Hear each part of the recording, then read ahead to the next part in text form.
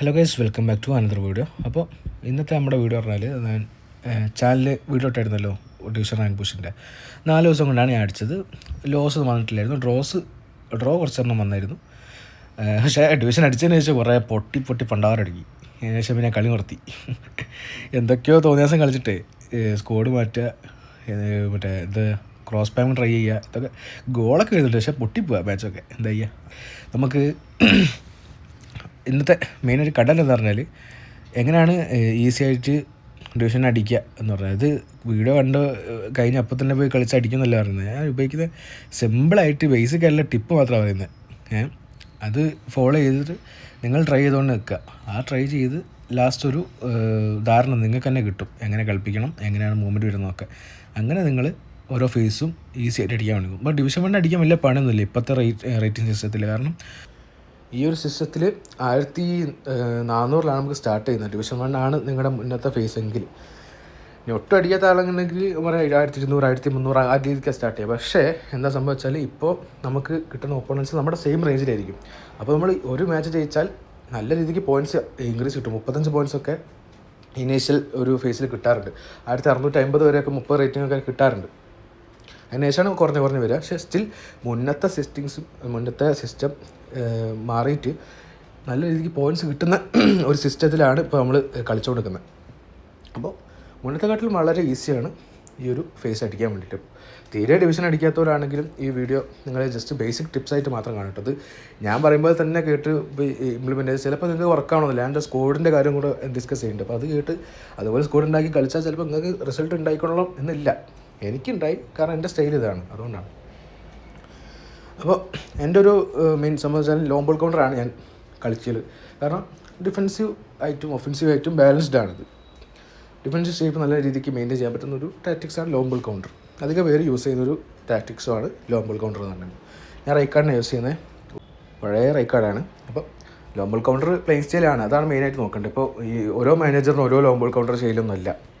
മാറ്റം വരുന്നത് ബൂസ്റ്ററും ഈ ഒരു സിനർജി പരിപാടിയുണ്ട്. ഈ മിഡ്ഫീൽഡേഴ്സ് 400% എന്നൊക്കെ പറഞ്ഞ് കാണിക്കില്ല, ആ സംഭവത്തിൽ മാത്രമേ ഒരു വ്യത്യാസം വരുന്നുള്ളൂ. വേറെ പ്രത്യേകിച്ച് വ്യത്യാസമൊന്നും ലോങ് ബോൾ കൗണ്ടർ ഓരോ കോച്ച് മാറുന്നതിനനുസരിച്ച് ആ സ്റ്റൈലിലും വരുന്നൊന്നുമില്ല.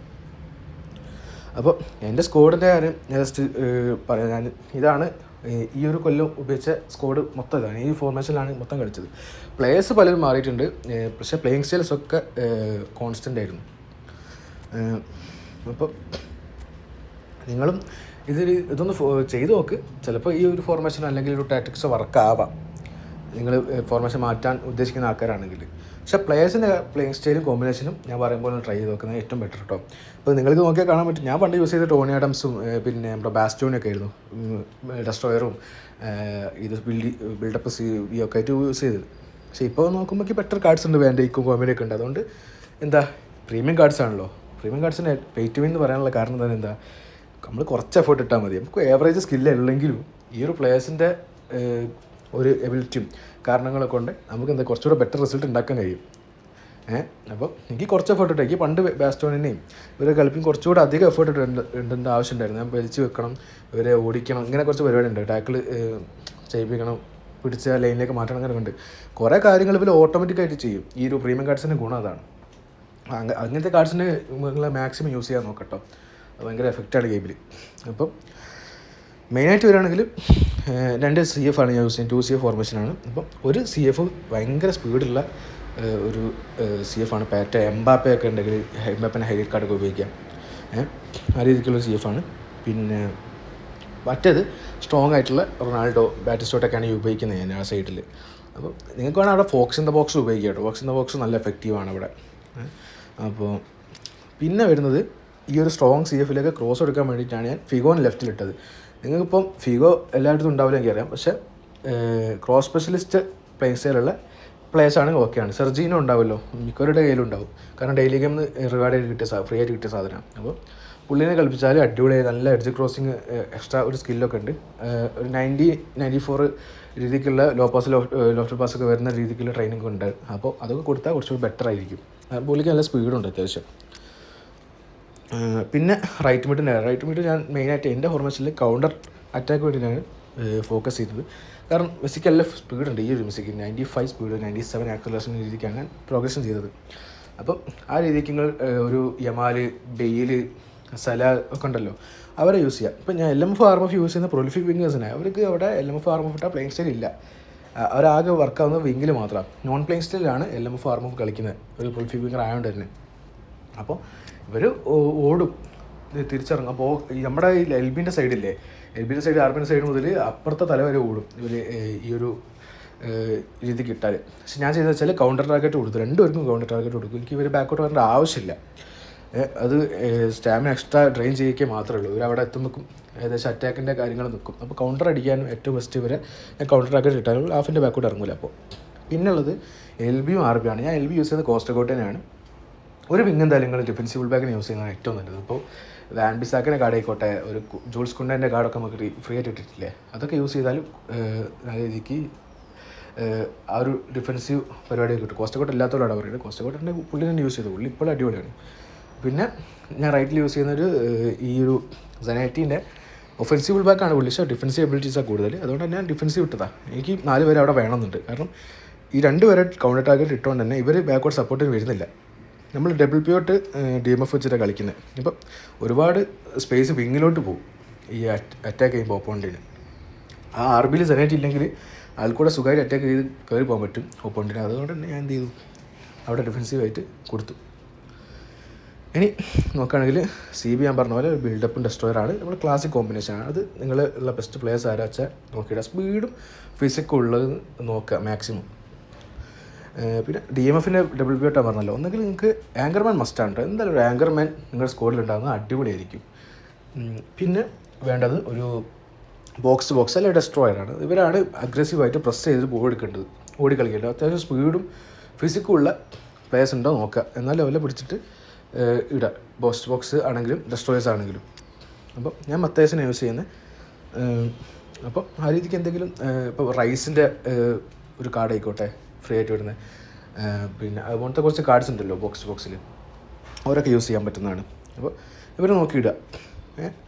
പിന്നെ GK നിങ്ങളുടെ ഉള്ള ബെസ്റ്റ് ഒരു GK തന്നെ ഇടുക. അതായത് ഞാൻ എൻ്റെ ഉള്ളപ്പം റേറ്റിംഗ് കൂടിയതും അതുപോലെ അത്യാവശ്യം പ്രീമിയം എന്ന് പറയാമല്ലോ, ഫ്രീ ആയിട്ട് കിട്ടിയ കാർഡാണ്. പക്ഷേ ആ രീതിക്ക് പറയാനുള്ളത് ഒലിവർക്കാനാണ്. പുള്ളി കോൺസിസ്റ്റൻ്റ് അല്ല, ഇടയ്ക്ക് പൊട്ടംകളി കളിക്കും, ആ രീതിക്കാണ് കളിക്കുന്നത്. അപ്പോൾ ഈ രീതിക്ക് നിങ്ങൾ ഒരു ബാലൻസ്ഡ് കോമ്പിനേഷൻ ഒക്കെ ഉണ്ടാക്കാൻ നോക്കുക. അപ്പോൾ മിഡ്ഫീൽഡ് ഞാൻ പറയുകയാണെങ്കിൽ ഓർക്കസ്ട്രേറ്റ് യൂസ് ചെയ്യാൻ പറ്റും എല്ലാം വിത്ത് ഈ ഒരു ആങ്കർമാന്. പക്ഷേ ഓർക്കസ്ട്രേറ്റ് കുറച്ചുകൂടെ കളി സ്ലോ ആക്കും. അതുകൊണ്ടാണ് ബോക്സ് ആകുമ്പോൾ കുറച്ചുകൂടെ മുന്നോട്ട് കളി ബിൽഡ് ചെയ്യാൻ പറ്റും. ആ രീതിക്കൊരു എക്സ്ട്രാ പരിപാടിക്കാണ് ഞാൻ ഇത് യൂസ് ചെയ്യുന്നത്. ഡെസ്ട്രോയർ ആണെങ്കിൽ അങ്ങനെ തന്നെ. ഡെസ്ട്രോയർ കുറച്ചുകൂടെ ബോക്സിനെക്കാളും കുറച്ചുകൂടെ അഗ്രസീവ് ആയിരിക്കും. ഡിഫൻസീവാണ് മെയിനായിട്ട് ഫോക്കസ് ചെയ്യുക. ആ രീതിക്ക് നോക്കുന്നത് ഇട്ടാൽ മതി കേട്ടോ. അപ്പോൾ മെയിനായിട്ട് പറയാൻ ബാലൻസ് സ്കോഡാക്കുക. അതുകൊണ്ട് സബ്സ്റ്റിറ്റ്യൂട്ട് അത് നോക്കുക. സബ്സ്റ്റിറ്റ്യൂട്ട് ഞാൻ ഇപ്പോൾ പാറ്റൊക്കെ പകരം ഉപയോഗിക്കുന്നത് ഒബാമേങ്ങിനാക്കി കറക്റ്റ് സബ്സ്റ്റിറ്റ്യൂഷൻ. അവിടെ ആക്സലേഷൻ ബെസ്റ്റ് ഉണ്ട്, സ്പീഡുള്ള പ്ലെയറാണ്. റൊണാൾഡോക്ക് പകരം യൂസ് ചെയ്യുന്നത് ബാറ്റിസ്റ്റ്യൂട്ടിനാണ്. അപ്പോൾ അവിടെയും കറക്റ്റ് സ്ട്രോങ് പ്ലെയർ ആ രീതിക്ക് വരും. LMF RMF മാറ്റാൻ വേറെ ബാക്കപ്പ് പ്ലേയേഴ്സ് ഇല്ല. ഇതേ രീതിയിൽ കളിക്കുന്ന വേറെ പ്ലേയേഴ്സ് ഇല്ല. അതുകൊണ്ട് ഞാൻ ഇട്ടിട്ടില്ല ആരെയും. ഇത് എപ്പിക് ഷോർട്ട് ടൈം സ്കോഡാണ്. ഞാനത് മാത്രമേ യൂസ് ചെയ്യൂ ഈ ഒരു സ്കോഡിൽ. വേറെ സ്കോഡൊക്കെ ഉണ്ട്, പക്ഷേ ഇതാണ് മെയിനായിട്ട് യൂസ് ചെയ്യുന്നത്.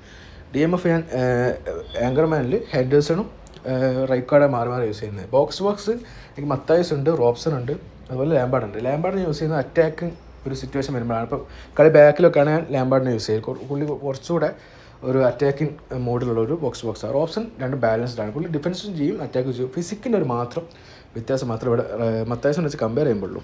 അപ്പോൾ ആ രീതിക്ക് ഞാൻ ഇടയ്ക്ക് മാറ്റി ഇൻ്റർചേഞ്ച് ചെയ്താണ് യൂസ് ചെയ്തത് ഈ ബോക്സിനെ. സീഡോർഫ് കിട്ടിയാൽ കുറച്ചുകൂടി ബെറ്റർ ആയിരിക്കും എനിക്ക്. അപ്പോൾ ഞാനതൊക്കെ വരുമ്പോൾ നോക്കും, ഒക്കെ പോട്ടെ.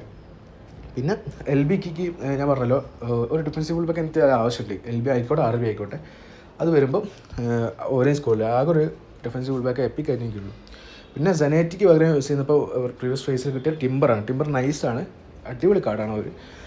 സെനേറ്റും പുള്ളി ഏകദേശം ഒരുപോലെ തന്നെയാണ്, ഏകദേശം ഒരേ സ്കില്ലൊക്കെയാണ് ഉള്ളത്. പിന്നെ ഇവർക്ക് രണ്ടാക്കും ബിൽഡപ്പ് എനിക്ക് ബോണോച്ചുണ്ട് സബിൽ. അതുപോലെ കോമ്പനിക്ക് പകരം കില്ലിനെ ഉപയോഗിക്കുന്നത്. അപ്പോൾ ആ രീതിക്ക് നിങ്ങൾ ബാലൻസ്ഡ് ആയിട്ട് ഉപയോഗിച്ച് നോക്കും. അപ്പോൾ ഞാൻ സൂപ്പർ സബായിട്ട് ഇൻസാക്കിനെ ആഡ് ചെയ്യാറുണ്ട്.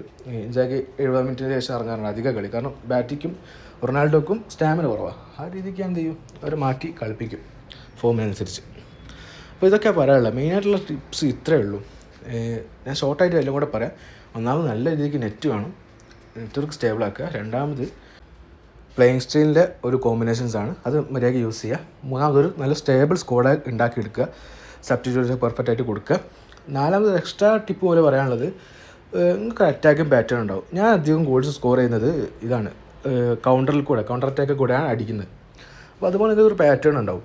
ഇപ്പോൾ പാസ് ചെയ്യുന്നൊരു പാറ്റേൺ ആയിക്കോട്ടെ, അല്ലെങ്കിൽ ഒരു ട്രിക്ക് എന്നൊക്കെ പറയാം, നമുക്കൊരു പാറ്റേൺ ഉണ്ടാവും. അപ്പോൾ എൻ്റെ ഒരു മെയിൻ സംഭവിച്ചാൽ കൗണ്ടർ അടിക്കുമ്പോൾ ഒന്നെങ്കിൽ ഫിഗോ കൊടുക്കും, അല്ലെങ്കിൽ മെസ്സിക്ക് കൊടുക്കും. മെസ്സിയിൽ നിന്ന് കുറച്ച് മുന്നോട്ട് പോകുമ്പോഴത്തേക്കും നടുവ് കൂടെ മത്തായസോ അല്ലെങ്കിൽ റൈക്കാർഡൊക്കെ വരും. അധികം മത്തായസോ വരിക, മത്തായസോ നേരെ സെൻറ്ററിൽ കൂടെ ഒരു ത്രൂ കൊടുക്കും പാറ്റോക്ക്. അപ്പോൾ പാറ്റോ നല്ല രീതിക്ക് ഓടി കയറും.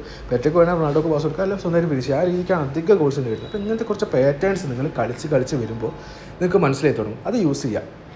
ഓപ്പോണൻറ്റ് ചിലപ്പോൾ റീഡ് ചെയ്യും, അപ്പോൾ നിങ്ങൾ അത് യൂസ് ചെയ്തോടെ നിൽക്കരുത്, മാറ്റണം. ഞാനിപ്പോൾ യൂസ് ചെയ്യുന്ന റൈക്കാർഡ് ആയതുകൊണ്ട് എനിക്ക് പൊസിഷൻ ഗെയിമും ഒരു ലോങ് ബോൾ കൗണ്ടർ ഇൻ്റർചേഞ്ച് ചെയ്ത് കളിക്കാൻ പറ്റും. ഇപ്പോൾ ലോങ് ബോൾ കൗണ്ടറിൻ്റെ എതിരെ പൊസിഷൻ ഗെയിമാണ് ഏറ്റവും കൂടുതൽ പവർഫുൾ. അപ്പോൾ എൻ്റെ എതിരെ അങ്ങനത്തെ ഒരു ഓപ്പോണൻറ്റ് എൻ്റെ ടാക്ടിക്സ് മനസ്സിലായി വന്നാൽ ഞാൻ എന്ത് ചെയ്യും, പൊസിഷൻ ഗെയിം എടുത്തിടും. അപ്പോൾ പ്ലേയിങ് സ്റ്റൈൽ മാറ്റാൻ പറ്റുന്ന ഒരു ഫ്ലെക്സിബിൾ ആയിട്ടുള്ള മാനേജർ ഉണ്ടെങ്കിൽ അത് ഏറ്റവും നല്ലതാണ്. ഡെഷാംസൊക്കെ ഇപ്പോൾ റീസെൻ്റ്ലി വന്ന അങ്ങനത്തെ ഒരു കോച്ചാണ്, അത് എടുക്കാൻ പറ്റും. അപ്പോൾ അതൊക്കെയാണ് മെയിനായിട്ട് നോക്കാനുള്ളത്. മെയിനായിട്ടൊരു ഞാൻ പറഞ്ഞ 4 ടിപ്സാണ് പറഞ്ഞത്. ഇത് വലിയ കാര്യമൊന്നുമില്ല. നിങ്ങൾ സ്ക്വാഡ് ബിൽഡ് ചെയ്യുമ്പോൾ എന്നെ പോലെ ഉണ്ടാക്കണമെന്ന് ഞാൻ പറയുന്നില്ല, പക്ഷേ ട്രൈ ചെയ്ത് നോക്കുക, റിസൾട്ട് ഉണ്ടായാൽ അറിയിക്കുക. കുറേ ലോസ് വരും കേട്ടോ. നിങ്ങൾ ഇപ്പം കുറേ ലോസ് വരിക, നിങ്ങൾ വിചാരിക്കുന്നതിനെക്കാട്ടും അപ്പുറം ചിലപ്പോൾ നിങ്ങൾക്ക് ഫ്രസ്ട്രേറ്റിംഗ് ഒക്കെ ആയിരിക്കും. അപ്പോൾ നിങ്ങൾ ട്രൈ ചെയ്യുക, സമാധാനത്തിൽ കളിക്കുക. ഏറ്റവും വേണ്ടത് കാം മൈൻഡാണ്. ഈ ഒരു എത്ര ഗോൾ കിട്ടിയാലും കുഴപ്പമില്ല, ഞാൻ ഒന്നെങ്കിൽ തിരിച്ചടിക്കുന്ന രീതിക്ക് കളിക്കണം. അന്നേരം നമുക്ക് ഈ ഗെയിം പിടിച്ച് നിൽക്കാൻ പറ്റും. അത് അത്രയും ഫ്രസ്ട്രേറ്റിംഗ് ആയിട്ടുള്ള ഗെയിമാണ് നമ്മളിത് സീരിയസ് ആയിട്ട് കണ്ടു കഴിഞ്ഞാൽ.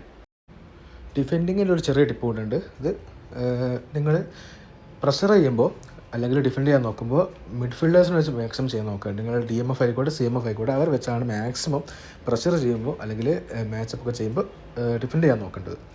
ഇനി വിങ് ഏരിയസിലാണ് അവരുടെ പ്ലേയേഴ്സ് കൂടുതലായിട്ട് അറ്റാക്ക് ചെയ്യാൻ നോക്കുന്നതെങ്കിൽ നിങ്ങൾ വിങ് ബാക്സിനെ വെച്ച് പ്രഷർ ചെയ്യുക. പക്ഷേ അത് ഭയങ്കരമായിട്ട് പ്രഷർ ചെയ്യരുത്. ആ ഒരു ബോക്സിൻ്റെ ഏരിയയ്ക്ക് വരും മാത്രം പ്രഷർ ചെയ്യുക. ഇനി ലാസ്റ്റ് ഓപ്ഷൻ മാത്രമായിട്ടാണ് നിങ്ങൾ CBനെ കൂടെ പ്രഷർ ചെയ്യേണ്ടത്. അത് നിങ്ങൾക്ക് ആ ബോൾ എന്തായാലും കിട്ടുമെന്ന് ഉറപ്പാണെങ്കിൽ മാത്രം ചെയ്യുക. അപ്പോൾ ഇത്രയും ഒരു 5 ടിപ്സാണ് ബേസിക്കായിട്ട് പറഞ്ഞിട്ടുള്ളത്. ഇത്രയൊക്കെ തന്നെയുള്ള വീഡിയോ ഗൈസ്. ബൈ.